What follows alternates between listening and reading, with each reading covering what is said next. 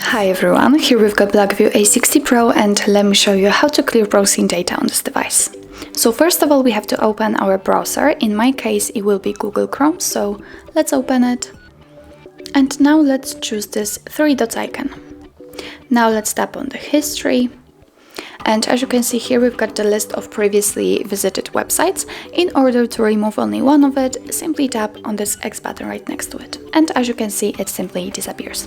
But if you want to clear much more browsing data, simply go to the very top of the list and tap on Clear Browsing Data. And as you can see here, we've got some basic and advanced options.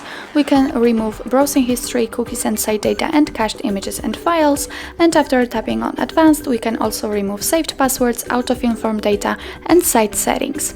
What's more, we can change the time range from last 7 days to, for example, last 24 hours.